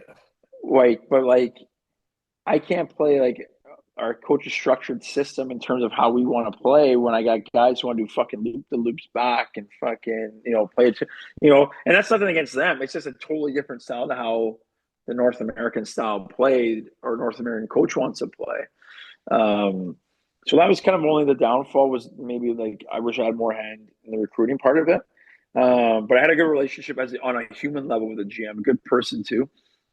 But like the time in Chamonix, it was cool. It was fun, cool. I'm still friends with people that live there. Um, Talk to them quite a bit. So it's just a great experience. Just that cultural experience was amazing. Like you go into different parts of Switzerland and Montreux. That's a sneaky good town. Montreux, Switzerland. It's about an hour and a half from Cham. It's a sneaky good town. Yeah. Um, I think it's where their claim to fame is where Freddie Mercury like recorded his last album. They got a big fucking Okay. Freddie Mercury statue right in the middle of the town, like honoring him because That's it's sick. like his last. Yeah, so like there's a huge festival there too. So there's lots of cool little spots around Sham. And like I said, if you want to go to major places like Milan's 2 hour drive, Geneva's an hour drive. If you want to ski, that's the place to go to because there's like 7 like mountains around the village, and the village obviously in the bottom there. So Just sick. um, it's a cool spot, man. And good people, like very nice people, really cool people. I've They just got want to have a good one time. one more question on the France thing. Yeah. How is it as a coach when your local guys are Brits versus French lads? What's the difference between having a bunch of fucking British dickheads and a bunch of French lads? Is it similar? Is it more banter with the No, Brits? the French guys, I think they're very clicky. Right. They want to run things. And you've asked any player that I've had that played in France before, the French guys want to run things. The same thing when I was in Denmark, like other teams too. Those countries, it's the local guys think they run the show. It's their team kind of thing. Where I find here, at least our Brits anyways, they integrate with the fucking imports and they love it. And they're all friends. They get on. They understand that they have to grow with those guys as well. They have to interact with those guys. It's not clicky at all. So I find that the biggest difference between all these other countries. These other countries very clicky with all these with the locals and everything like that. Whereas fine here in the British game, these guys are all friendly with the imports and make them feel welcome. They want them to be a part of it. They help them out. Language They need barrier anything helps in as well, town. right? 100%, I get that. 100%. And then that's a big factor. But these guys are just like I know our guys are just regular guys who just fucking love being part of it, and they want to make these guys feel welcome. Just our guys are all local. They're all from Dundee, except for Morsey, who's a fifer. But that's a story for another day. Um, but they but everybody else, they just make the guys feel welcome, and I think it's good for our guys, both the Scottish guys and the imports, that they all interact together. So makes my job easier too when they're all getting Yeah, along. So massively, right? yeah. Obviously, you joke about Morsey there, but what I found refreshing this year is your statement in your interview. You know where I'm going with this, ladies and gents, Yeah. about the five flyers. And I love the needle. I love that it's don't care if it's new owners. We don't like them. That's how it should be. No more like fucking ninth place trophies. You guys are rivals. You're down the road. You're in the same league. You're battling for playoff spots. You got that rivalry. What's been like the kind of feel that you've had on the back of saying that, and can you elaborate a little bit more on the kind of hatred between the clubs? Yeah, like listen, when I did the interview that night, it was never my plan to go into that fucking interview and talk about hatred for fight. We just kind of got to that point. I'm like, you know what? Fuck it. I'm going to run with this and see what happens. I'm going to tell you right now, 98% of the fucking people understood of Fifers. They got it. They totally understood, right? And they gave it to me the next day. Oh, of course they Fucking did. Yeah. shouted everything. I'm walking around, giving it to me. One old man actually saw me. He goes, "I fucking loved what you did last night." He goes, "That's the way it should be." I go, "Fuck, thank you." People giving it to me behind the bench. People were yelling stuff at me. I couldn't even understand what the hell they're saying. So I'm going to one guy. I'm like, "You want a hug, bud? You want a hug?" Like I don't mind giving it back. I was blowing kisses, I was bowing, whatever. Fuck. Um, I think there's 2% of people that are fucking offended because I use the word hate, Of and they course were they do. fucking upset. You know, they can go fuck themselves. That's all I can. You know, to be honest, Yeah. those are the people that are the problem with this fucking sport right now. They're the participation trophy lunatics that we Yeah. have in this fucking sport, right? 98% of people, I don't hate five people as a personal level. That's not a personal thing. No, It's it's a club they're the thing. fucking club. It's a club thing. Has nothing to do with the fucking people. Nothing to do with the towns there. I fucking love St. Andrews. So you know what I mean? So it's got nothing to it's a club rivalry. That's the way it should be. Celtic Rangers, all right? Dundee United, you know, Manchester City, Man U in the football terms. Nottingham Sheffield, if you want to go back to our Yeah, fucking thing. absolutely. Like so those 98% of the people that understood it, I loved it. I fucking loved getting abused. I loved them. The one guy, they beat us the other week there. I love the one guy tagging me in a tweet and fucking with a bowing thing, fucking, How and I did it? loved it. I fucking Yeah. like, Yes. because if I'm going to open my mouth and I'm going to say something like that, and you know, I got to expect it back in return. That's part of it, right? So the 2% of the people, like you're a loser if you're that upset about it. Like a Yeah. loser. Like why the fuck are you upset? Because I People use the choose word to be hate. offended by everything, man. Oh, it's crazy, man. It's It's like taking a dog crazy. for a walk, seeing a shit, and instead of walking around it, like choosing to step in it. Like people choose to be offended, and the most people that I bet it probably wasn't even fucking Fife Flyers fans that that got offended. It'll be someone on behalf of Fife. Oh, he can't say that about them. No, I Yeah, he think there was can. one lady. She's definitely a Fife fan. She had like a '90s boy band haircut or something like that. So it's like fucking like you know. There's some other people, but like it's like fuck off, man. Like it's sport. It's professional sport. I remember going to games when I was a kid. Fucking people are yelling at people. I'm Oh like, I yeah. love this. I was with my father now, and then like I have season tickets for MLS in Orlando, like Orlando City. So I have pretty good seats. I pay for those tickets. I have every fucking right to yell and go nuts and go crazy, and that's part of the fucking sport, man. It's Part of the not this fun, man. family friendly. It's not this family friendly fucking bullshit that we're spouting off about. Again, bring your family. That's great. We love that. You know, we love the kids. We love everything like that. But when you enter an arena, you pay your fucking ticket. You want to go fucking nuts. You have every right to go crazy. Now, there's a line that you need to fucking be careful you don't cross because you know there's are some things that are said that are fucking over the line that you should never say. But like to get offended over a coach who wants to get a fucking rivalry going, this is what this league's missing. We're like the league even said to me, so we have our coaching calls with all the league staff and everything before the season. They go over things. They're like, we fucking loved what you did. We need more of that. Like we wanted you to start that. We need to sell tickets. You Yep. know, especially with a Fife and Look at Dundee Jake Paul rivalry. right now. This guy's Yeah. talked himself into a fight with fucking Mike Tyson because he can't keep his mouth shut. Like now he's fighting Tank Davis. The guy's 75 pounds fucking lighter than him. But guess what? That'll do fucking 2.5 million pay-per-views at $49 a time, and guys are getting paid because guess what? Everybody loves to have friends, but everybody really loves to have a rival. Like, and talk about your boys fucking laying a goose egg for you after you did that. You go out and lose Oh 4-0. fuck, you know, Fucking come it's on, boys! Like, you know, give me some it's rope fun. here.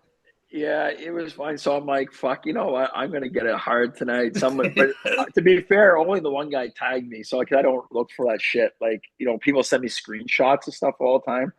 One guy sent me a friend of mine took a screenshot, sent it. Saying some guy had me like, I don't know, somehow they manipulated my face in the interview to make it look like I was crying and that, like fucking. But I love, I fucking love that shit, man. I live for that. I love sporting events. It's an event. You want to Yeah, go to an event. You want to be entertained.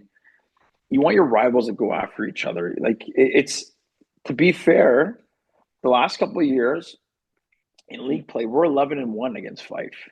Okay, as much as I love fucking beating them, there wasn't much of a rivalry. I think this year they've done a good job recruiting. They got a physical have yeah. team. They play with a lot of sandpaper. They play with a lot of fuck you about them. And that's better. That's more entertaining. I'm sure fight fans love that because they're going to be more entertained. They'll bring more people to their fucking building. Now, if we can add to that and make it a crazy fucking atmosphere, I think Glasgow and them had a crazy atmosphere there on Sunday Yeah, night. yeah. I think it was fucking a little bit of chaos. If the three of us as rivals can figure it out to fucking make it entertaining and hate, like people are like, oh, hate such a fucking bad word. Oh my god, fucking, it's not. Okay, in No, terms of it's sport, sports, there's man. sport. It's sport. That's part of it, right? Like I don't hate. Like I said earlier, I don't hate them as people. There's fucking a lot of good people in fight. There's Oh a yeah. lot of good people there. I bet But Maxie's like, can you let me get my fucking foot in the door before you start oh, start giving Max is me a good shit? person, man. Max is good, man. He He's fucking a he beauty, man. embraces it. He embraces this stuff. He understands it. He was in the old school league. He understands it, right? Gareth has been in the elite league a long time. He gets it, right? So don't like I said, there's 2% of people that fucking this like they they should probably stay off the internet. That's what they should do because they're finding a way to be offended by everything. So to the 98% of people that fucking understood it, thank you. Let's fucking keep this going. I can't wait till Saturday night to get fucking chirped hard. So it'll be fun. So and I expect it. So it's all Do part you know of what it. I loved about the Elite League this week? Obviously, my boy Mason's up there playing in five, family friend for a very long time since he was Yeah. fucking this big. That racist little fucking prick thought he was going to come online and just get to say what he was going to get to say, deport Mason. Deport him to where? He's from fucking London, mate. What are you going to do? Deport him from Fife to London? What? Because he's got black in his skin? Like, give it a rest. Like, I am for every sort of chirping, every sort of fucking whatever you want to do.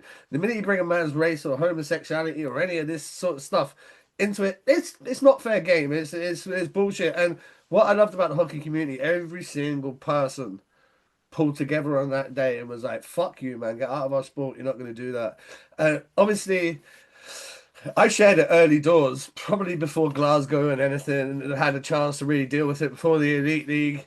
So by the time I shared it, it had gone pretty widespread, and the overwhelming comments were like, "Get this fucking scumbag banned." Everybody's tagging Glasgow. Glasgow came out and handled it absolutely Mm-hmm. brilliantly. Five came out, handled it brilliantly. And then the Elite League come on the back of it. Scottish hockey come on the back of it. English hockey come on the back of it. Also, you little cunt, your Celtic season ticket has been chopped up. So have fun having no social life, you racist little piece of shit. He thought he was going to jump on my page the other night and start acting tough. I was like, bro, don't do that around here. I'd have my cousin round fucking knocking on your door before you go to bed tomorrow night. Like, don't be playing fucking silly games or you'll win silly prizes. But I don't want that to dilute what I'm actually saying about the Elite League. Bravo to the Elite League. I imagine that probably did that come round on the calls and like everybody kind of buy into it because we don't need that shit.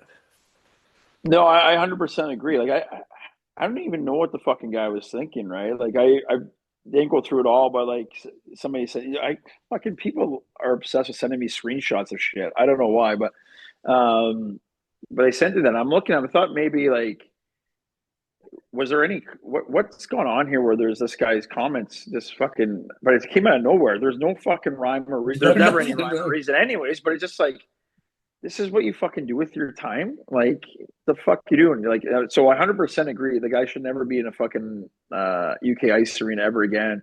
A professional event, anything. But he's going But to get like you weighed said, in if he attempts it. right? And somebody said he had like a fake. He has a fake ID he's threatening to use or something like that for the Yeah, fucking I've already games or got something. that. Like, Yeah. dude, the more fake IDs you have, they're in my fucking inbox before you've even finished setting your profile up, lad. Like, behave yourself. Honestly, I had Police Scotland on the phone this week. Obviously, they've seen some That's stuff, and they're like, right. "Can you get?" Do you know what? It's actually an ex-player who's now a police officer, ex Elite League player, now police officer in a different in a different like province. Fucking went North America there. Province. That's not that. In a different county up the road there. He's like, well, let me see if I can talk to my guy and up in Glasgow and we'll get this sorted. And then he's like, you think you could get me like some profiles? I was like, 10 seconds later, I was like, Instagram, Twitter, Snapchat, fucking the one he's just set up. We're not going to be seeing guys like that. Let's go to something positive, something massively Yeah, positive. good. You guys Good. turned the Belfast Giants over twice this year already, which for some clubs in an entire season, turning the Giants over twice would be, unheard of. For you guys to go in there, and I granted I only watched the highlights, but that 7-4 game over there, fuck, you guys were good, man. Like you capitalized and you look really good. And then I watched the highlights again and at home and equally like really good performances. And as a coach, you must be happy with the way like the start of the season's gone. Well, the amount of thank yous I got from fucking Nottingham, Cardiff, Sheffield, and they are like, we're going to petition the league to make sure those are league games. So for the big standings there for the league play, but in all seriousness, that's a hell of a hockey team for Seoul Belfast. They're loaded up front. Like they can fucking turn a game on its head pretty quick if you're not careful. You have to. It's a team that you have to keep to the outside because they're so good offensively. They can make those little plays. Conway, Pickenich, all these guys are dangerous. For me right now, their best lines: Grasso, Gadet, and Kawaguchi. Um, Yeah, and then Kawaguchi's you're a like, stud, man. man, you're when you're trying to match up lines and you're looking like, hey, my fourth line, and like, hey, well, their fourth line is Ben Lake, Kieran Long, and Yeah. Brandon Whistle. It's like, okay, all right, okay, let's see how we get on with this and see. But um, full credit to our guys. First game, we just stuck with it. Every time we'd score, it's in Belfast, we respond. That's a tough building to go to and win. They're Yeah. loud. They're the defending champions. To go in there opening night and get a victory like that, I think it just set the tone for what we've done the last couple of weeks for the most part, other than the Fife game. So I think it's a belief right there, right? Because if you play Belfast first game, they're coming out Champions League, and you get your asses kicked. It's like, oh fuck, like Here we it's go. like, Here we go again. yeah, here we go, exactly. Then you got to go in and play a good Glasgow team the next day. And in this game Sunday, we got a point in Glasgow Saturday, but again, we had leads in that game. We kind of sputtered it away. We looked them back into it. We lost in overtime. We did a good chat about Sunday, good video session before, kind of learn from our mistakes. Same thing happened on Sunday. We had a 4-2 lead going in the third period. Okay, now how do we protect this? And our guys bought in, blocked shots, got pucks out first time. We absorbed the pressure a little bit.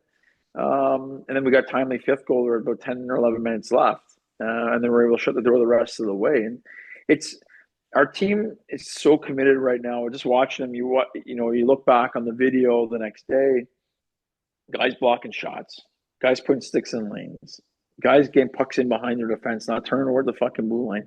We did a lot of little things, even though they put a lot of pucks towards the net. A lot of it was from the outside, so we did a good job of that.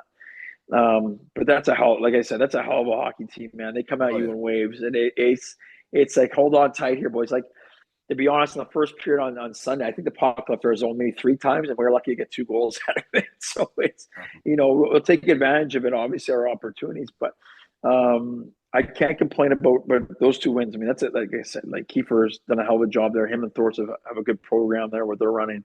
They're defending champions for a reason. I'm sure they'll shore some things up.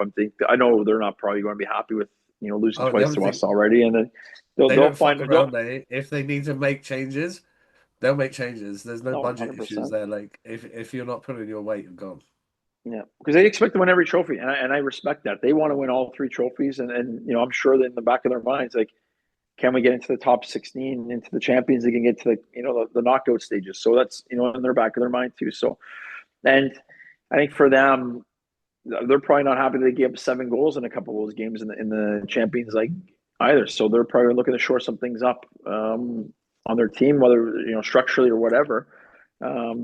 Kiefer's too good of a coach. He'll find a fucking way to get those guys going in the right direction. How could you not want to play for Adam Keefe?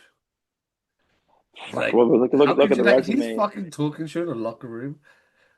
You're like, It. Fucking dialed.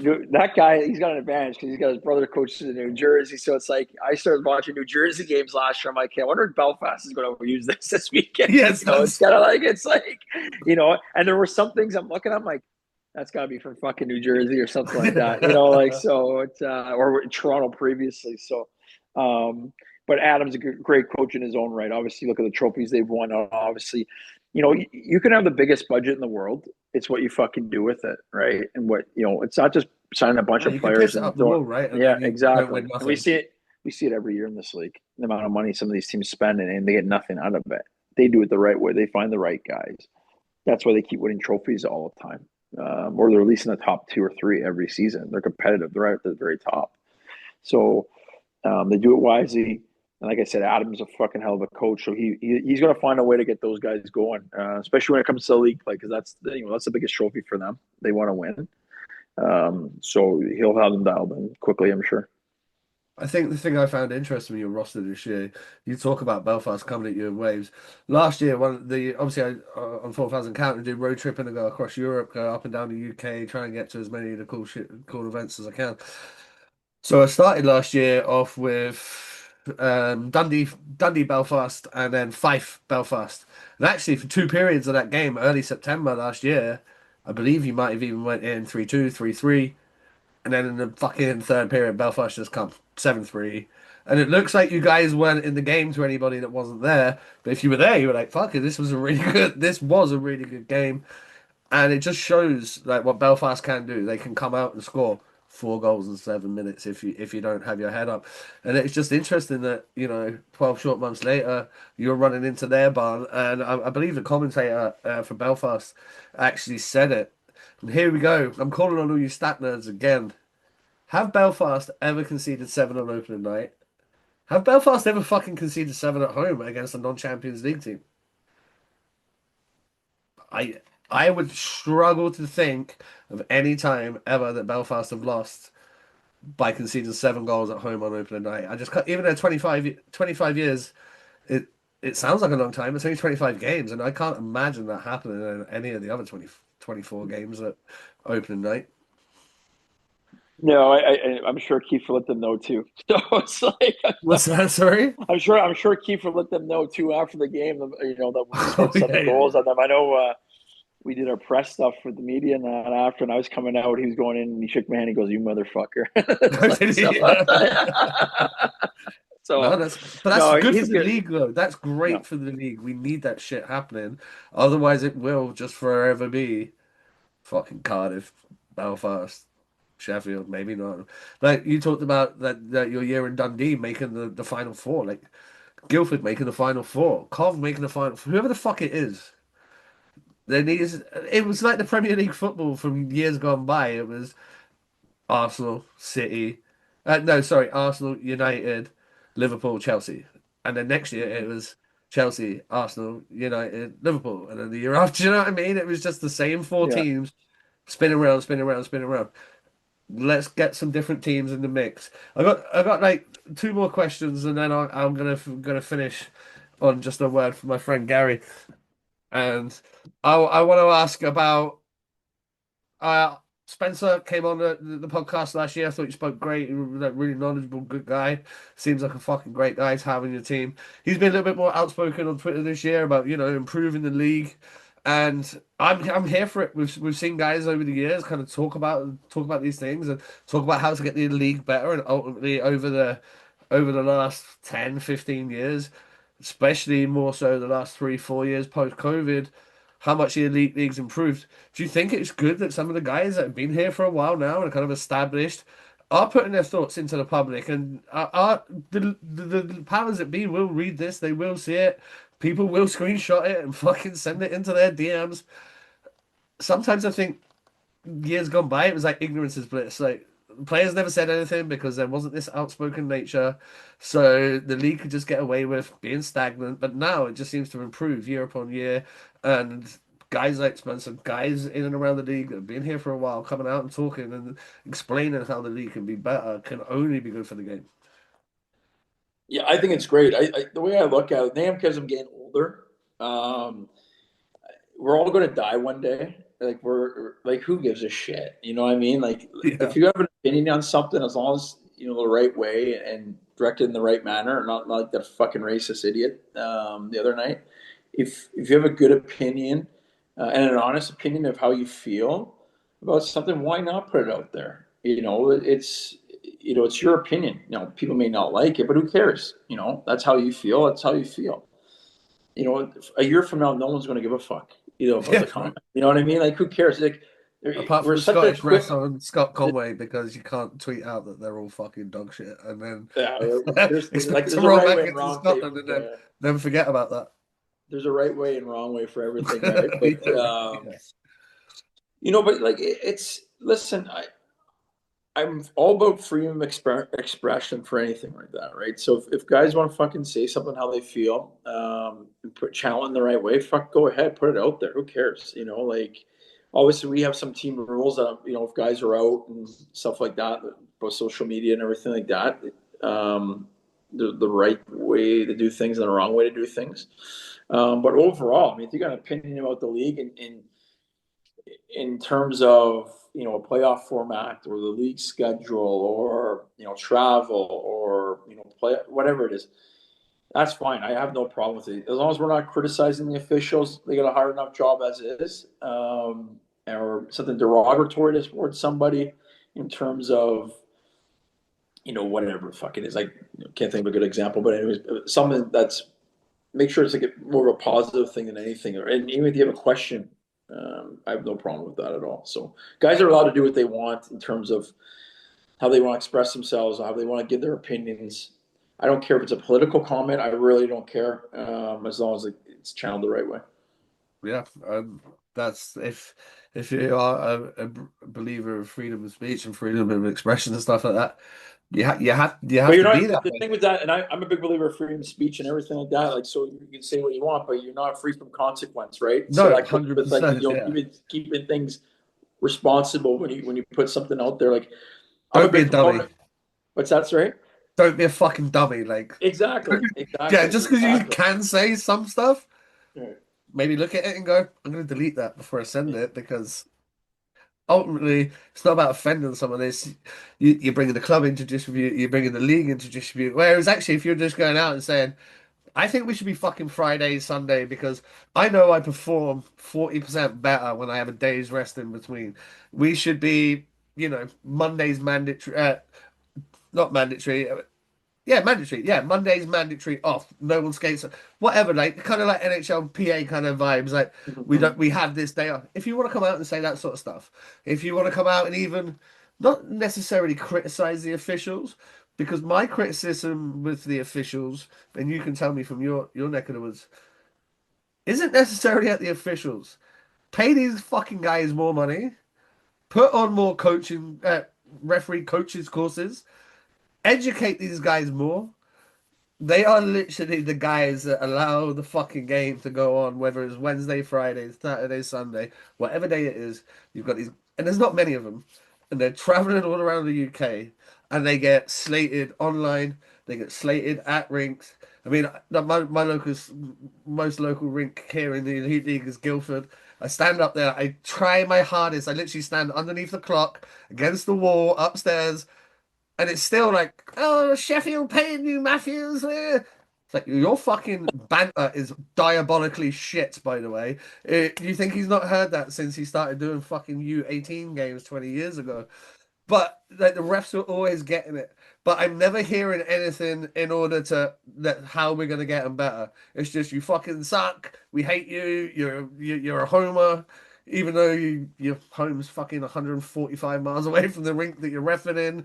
Like it just that how do we? What do you think of the officials? How do you think we improve the officials? How do you think we improve like the professionalism within elite league referees and linesmen? Well, I think we got to start paying them more. To being honest, like our salaries are all going up. Player salaries, coaching salaries, are all going up. But I think I'm pretty sure the referees' salaries are staying stagnant. You know, you'll probably get more people involved that want to referee, want to be linesmen, that want to come up from the lower leagues and gradually get better to you know to the elite league if you pay them more. And that's what comes down to a little bit. I'd also like to see more of a rotation of the referees. We get a lot of the same guys week in, week out in Scotland. I'd like to see some guys come from down south to be, Which, you if know, they're in getting Scotland. paid more, they could. Exactly. Or, you know, or like I love to see Matt Rose or James or little Steven, you know, down in Scotland there too. So not just when I see them in Guildford or Cardiff or anything like that, you know, and nothing against, you know, Rod or Toby or Fergie or Pav or those guys. Like we see them all the time. So it'd be good to have a different influx of guys. When we go to Belfast, you're probably going to get Dalton, you know, more often than not in the rink, Yeah. right? So, and Vitas is there quite a bit as well. So it'd be good to rotate guys around. I get there's some logistics to it, but again, we have to pay more money into it. One for the travel cost to it, and two, obviously the salaries as well. Because I know in other leagues they're paid by the federation. Our league's not run by a federation, right? We're an independent league of ice hockey UK, basically. So that's it's going to be down to the 10 owners that want to do it as well. Yeah. Well, I think that's a very fair and balanced assessment from someone in your position. And it's something I talked about on here quite a lot over the years because what I don't think a lot of the fans realize, these refs have friends on both teams. These guys, you see these guys more than you see your fucking wife. Especially like you say up there, what, you might see a cross of maybe four, six officials across Mm-hmm. the weekend. You're generally seeing the same guys, and then you come down to Guildford, and it's the same guys, and you go away to Cardiff, and it's generally the same guys. You get to know these guys very well. The refs are just human fucking guys. They're just guys. They like beers. They like eating fucking pizza in the locker room. Let me tell you, these refs can tell a story. I've had them on here. I've heard even better stories in the referees' locker room. They're good guys. They love the game. They want to get better. Fucking pay them and allow them to get better. Put on coaching courses. Bring over NHL officials. You know, get them memberships to fucking gyms. Whatever it is, you know. Fucking get a delivery of muscle food and meal prep sent to their fucking house so they're all in tip-top shape. Get them skating coaches in the off season if, you know, five officials need to work on this. Like, do these things because it makes your product better. If you have good officials, like the NHL officials, obviously the best. But when I go out and do these road trips and I'm watching the officials in Germany and I'm watching the officials in the Slovak league and stuff like that, they're so fucking good, man. They just know how to manage a game. The game fucking flows so nice. A guy gets killed with a nice big clean open ice hit. The fucking shit doesn't hit the fan. No, but like it's meticulous. It's professional, and it allows the game to just be played at 100 miles an hour. Yeah, exactly. I think like they're so important to our league. We don't have a league really without the officials, right? So it'd be nice to see an influx of people coming through. But again, it goes back to money. You got to be able to pay these people properly. Treat them like professionals too. It goes back to what you said. I didn't even think of that. Gym memberships. Treat them like they're players almost. You know, like Yeah. everything. So I think that's the one area we have to improve on, and it goes. I think training as well for them. You know, like we do coaching courses in the summertime. Why isn't there no fucking referee courses that can go and improve and network and get better? You know, send them to a double IHF officials thing. You know, why not? You know, get them better so they network. You know, hand to handle situations better in different aspects of the game. So I think there's a lot to improve in that area, and they're all good guys and they're good people. They're human, like you said, they're human beings like anybody else. It's just a matter of treating them better. And I think Liam, to be fair, and I think Liam's because he's repped in North America, he's repped over here. Obviously, he's been a big referee in this league. He's doing his best with what he's got to work with right now, and I think he's looking for ways to improve as well. And he's always looking for our feedback as coaches, what we can do. And then these are kind of points we kind of bring up to him. I think as a group, when the rotation, the schedule too. You know, it would be nice if we fucking these guys get treated a little bit better. You know, Yeah. Because you know how many times you want to go to a fucking weekend and spend 6 hours of your time and get fucking abused all the time. You know, Just every weekend, twice, 3 times a weekend for like I get enough from 40 Calgary weeks. fans. I can only imagine what it feels like for them. You know, so it's Yeah, because they're what getting it it from is. both sides and the players, Yeah, and yeah, exactly, and you guys exactly. behind the bench, and the video Yeah, guy and fucking everybody. yeah, Everybody's chirping the refs. right. Just I didn't want to bring it up before now because it's kind of a hard subject to bounce on, so I kind of want to leave it with. Sadly, we lost a mutual friend this year. One of your boys, Dundee Stars forward Gary Kelly, young Dundee boy, um, came down and played for me in my charity game this year. Was texting me about coming play next year. Just such a good guy and such a lovely kid. Great head on his shoulders. Massive prospects for the future. How has that affected everybody within the community? I've saw like there's been vigils outside and the senior club of they got decals, they got stickers, and you guys are just like really kind of celebrating the young life of Gary Kelly. Yeah, it's sad. I mean, it's kind of it's not fair, right? It's never fair. A kid, especially that age, his whole life in front of him. I had only spoken to him on the Thursday about doing another two-way with us in Aberdeen. He's keen to do it because I know he was trying to get to a National League team, but he didn't Yes, want. sorry, So bro. I was trying to fuck you there a little bit. He was talking to me, and I was trying to get him. Like, I was trying to get him down here in a couple of that's places. fine. Hey, that's fine. He was keeping me abreast of everything, so it's but he wanted to make it work where we could play on a National League team and still be part of us, which I was open to. It was just a matter of the National League team was as well, but.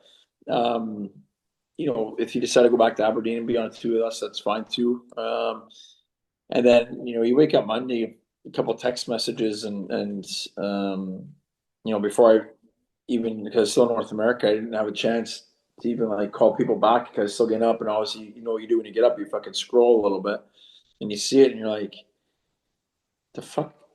And it hasn't hit you, it doesn't hit you right. And you're just looking at it and you're just like, fuck, like this can't be real. And then you get yourself together a little bit when you wake up and then you make the phone call and then you find out tragically what happened. And my first instinct, I called all our British players because they were all good buddies with Gary. um, and tell them and just making sure, one, are they going to be okay? Two, it's okay to take time off from hockey, 100%. and we're going to be there to support them whatever they decide to do, because it was close to training camp. um, Young guy, these guys their whole lives. They skate with them. Obviously, played with us and practiced with us all last year when he wasn't hurt. So there's guys that are really hurting. I think as a club as a whole, we were hurting. The community was hurting. His friends and family, I can't even imagine. His dad's been out to practices and training camp and everything like that. So it's been nice to see him around and be part of it. Because obviously Gary would be out there with us skating and practicing, training. It was a terrible event, never happened. But he was a good kid. He wanted to learn to get better. I called him a little immature at times, but he was an 18-year-old Yeah. kid, a 19-year-old kid, which you expect. And, maybe I was getting a grumpy old man myself, but Yeah. he was just You a in your good kid Dion Darling era, right? yeah, that's what I'm turning to fucking right now. So, I asked my girlfriend or whatever you want to call her. So she's, but um, he's just a good kid. He had a whole life ahead of him, obviously, but unfortunately, you know, you can't. Obviously, we want to play for him, obviously, and make a good season. Obviously, he was good friends with the guys on our team, and then obviously his memory is going to live on, and he's with us every day. I'm sure he's looking down and egging the guys on, and he's with us every step of the way. He's with the Aberdeen guys every step of the way. Um, like I said, he's just a good kid. He had a bright future ahead of him, and it's just a terrible, terrible thing that's happened. Yeah, it's so sad, man. I came up I actually flew up for the funeral. Fucking insane, mate. There's like 700 odd people there. I believe the wards were there and other people from in Dundee, people from Aberdeen. Like, I got to speak to his dad. His dad's just, like, just heartbroken, as you can imagine.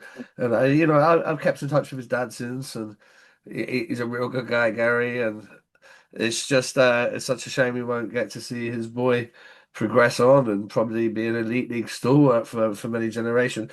One final question before I let you go.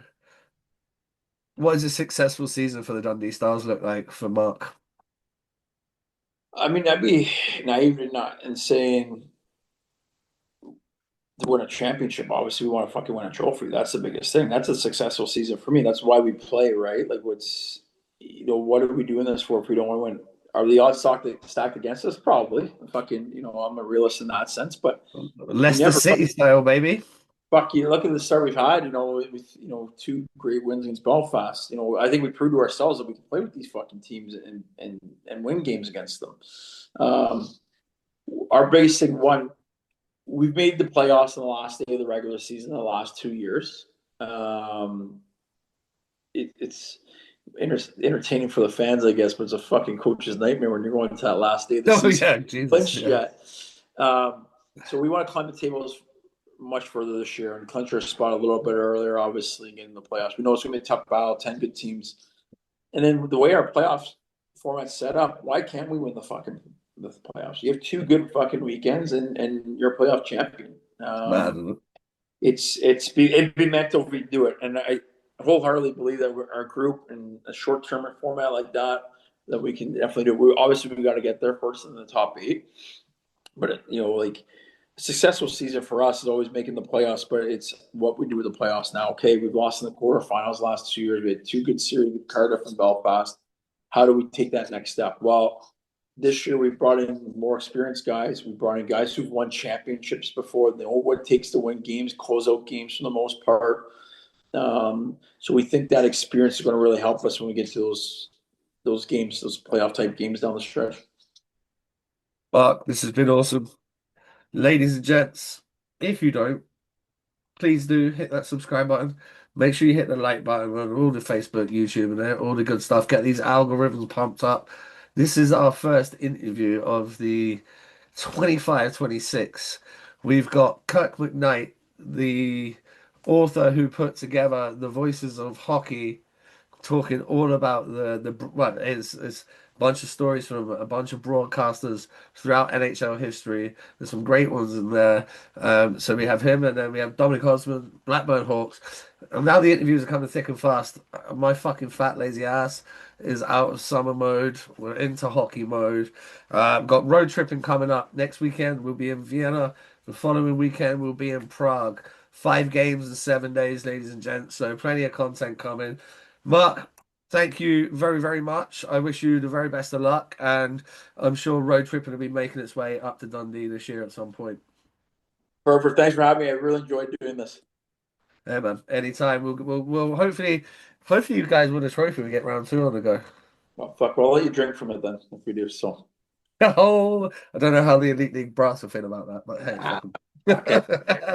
They're always emailing me about shit all the time, so I'll let them know beforehand if we do win something. So they'll love that. Okay for you. Yeah. They'll love that. All right, Mark. Thank you very much, ladies and gents. This has been 4,000 counting. We will see you for another episode very, very soon. Peace. Cheers, brother.